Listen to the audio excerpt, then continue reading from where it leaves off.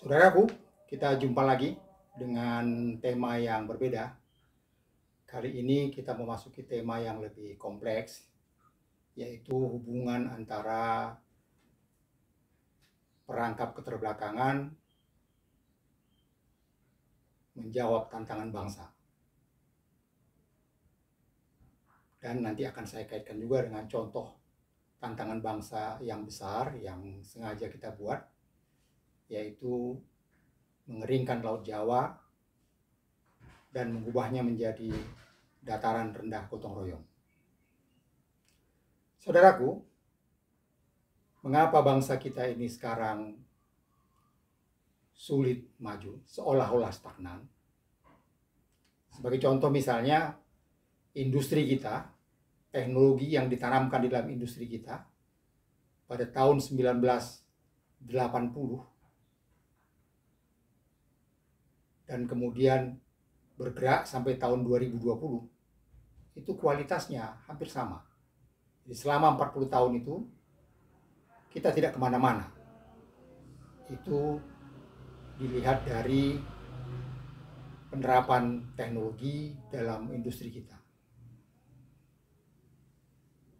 1980 hampir sama dengan 2020. Katakanlah 2020 hanya bergerak sedikit variasinya, tapi kualitas teknologinya tetap. Itu yang pertama. Ukuran yang mudah ya. Ukuran lain juga yang mudah dilihat adalah masyarakat kita.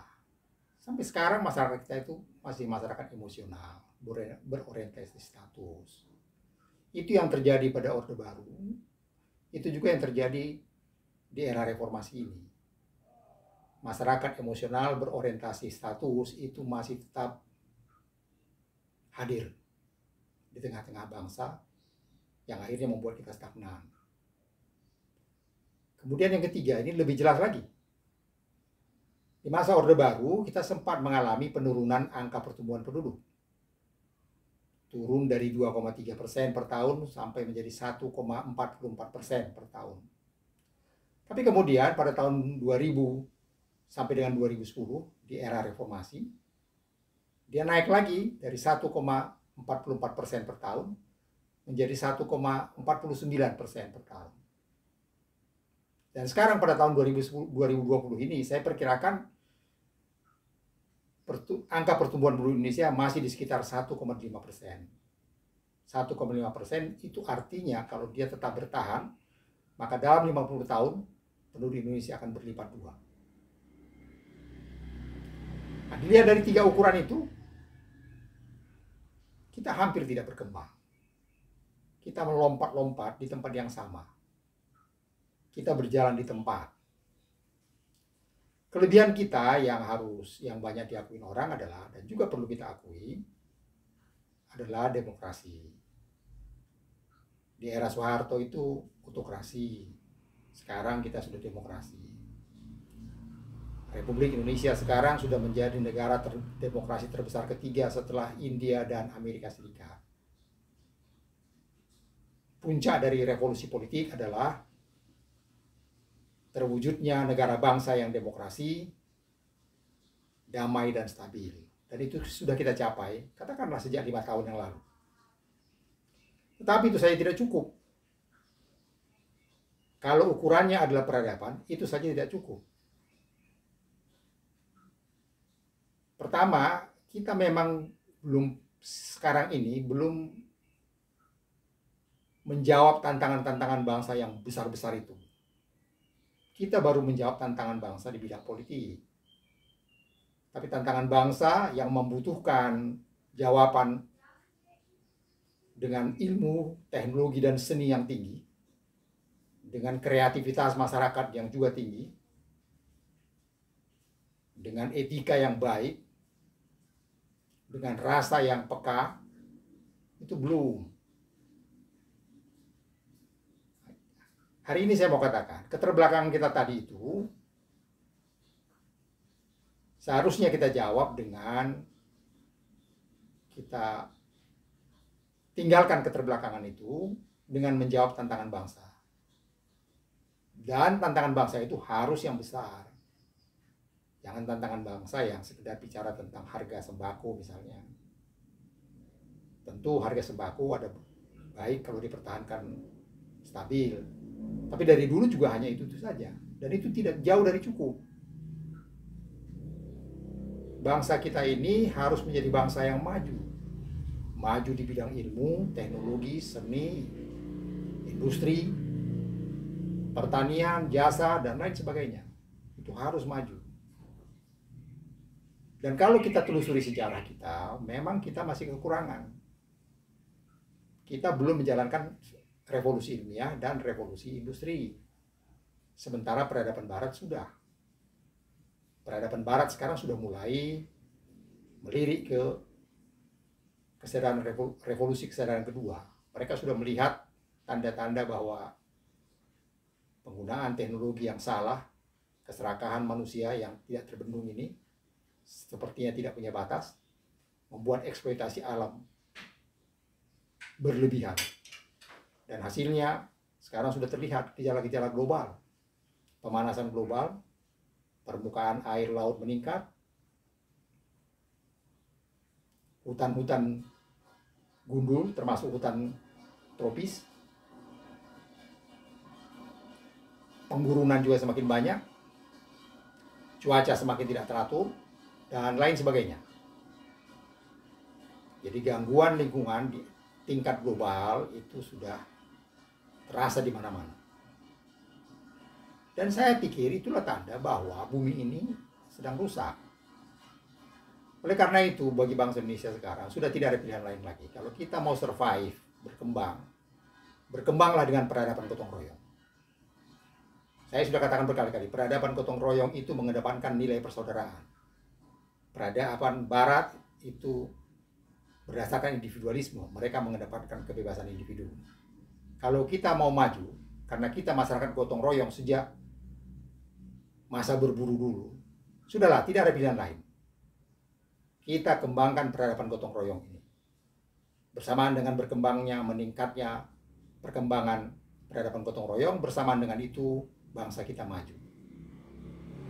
Saya katakan kemarin, peradaban gotong royong ini yang Indonesia adalah negara inti penggeraknya, sementara negara yang lain adalah negara-negara di Asia Tenggara, khususnya yang berdekatan dengan Indonesia. Sekarang mau tidak mau dia harus berhadapan dengan peradaban barat, berinteraksi dengan peradaban barat dan peradaban Tionghoa sekaligus. Kalau kita mau berhasil, interaksi itu tetap jalan terus. Kita tidak boleh menutup diri. Tapi untuk bisa berinteraksi secara seimbang, kemampuan ilmu, teknologi, dan seni kita harus ditingkatkan. Industri kita dikembangkan, jasa kita dikembangkan. Modal sudah ada. Modal pertama adalah kita punya tanah air yang luas. Kedua, kita punya negara kesatuan Republik Indonesia yang berdaulat atas seluruh wilayah Indonesia. Yang ketiga, kita sudah menjadi negara demokrasi terbesar ketiga setelah India dan Amerika Serikat. Bagaimanapun, di bidang pendidikan dan pelayanan kita sudah lebih maju dibanding dengan katakanlah 20, 30, 40 tahun yang lalu. Sudah lebih maju dalam menghadapi COVID-19 ini pun kita cukup baik. Walaupun banyak warga masyarakat seringkali tidak mematuhi protokol kesehatan. Tapi kalau dilihat dari angka-angka yang tersaji, baik angka-angka dunia, data dunia maupun data Indonesia dan data negara-negara lain, kita cukup baik. Oleh karena itu, saudaraku, beberapa hari yang lalu saya mengatakan, kalau kita sulit mengidentifikasi tantangan bangsa yang besar itu, sudahlah, kita coba satu kerja besar, yaitu mengubah Laut Jawa, mengeringkan Laut Jawa, dan mengubahnya menjadi dataran rendah gotong royong. Dataran rendah gotong royong ini akan menghubungkan Pulau Jawa, Pulau Sumatera, Pulau Kalimantan, dan Pulau Sulawesi. Dengan menjawab tantangan besar ini, dan tentu tantangan yang lain, dengan sendirinya kita akan keluar dari perangkap keterbelakangan itu. Misalnya, kita tidak punya waktu lagi untuk marah-marah, mengobarkan kebencian dan permusuhan dengan sesama anak bangsa. Kita tidak punya waktu untuk itu. Kenapa? Karena kita memfokuskan perhatian kita, waktu kita, tenaga kita, sumber daya kita semua untuk menjawab tantangan bangsa yang besar-besar tadi. Contohnya saya sudah katakan, yaitu mengubah Laut Jawa menjadi dataran rendah gotong royong. Menghubung dataran rendah gotong royong itu luasnya sekitar 300.000 km persegi, menghubungkan Pulau Jawa, Sumatera, Kalimantan, dan Sulawesi. Ini menjadi wilayah dengan 80% wilayahnya berada di bawah permukaan laut. Yang berada di atas permukaan laut hanya sekitar 20%. Dengan seluas 300.000 km persegi, di bagian mana dari bumi ini tidak ada, kecuali kalau kita nanti berhasil mengadakannya. Saudaraku, di bagian penutup dari pembicaraan kita hari ini adalah saya katakan, mari kita keluar dari perangkap keterbelakangan tadi yang menjadi penghambat kita untuk maju, yang membuat kita menjadi stagnan, dengan menjawab tantangan bangsa yang cukup besar, yang besar-besar itu, dengan jawaban yang setimpal, secara gotong royong. Kerja besar ini akhirnya akan membuat peradaban gotong royong itu lebih berkembang, dan kalau peradaban gotong royong lebih berkembang, maka dunia ini akan lebih baik.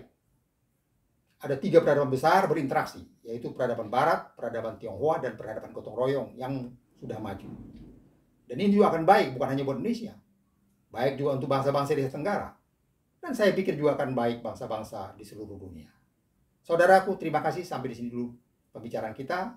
Jumpa lagi besok hari. Terima kasih.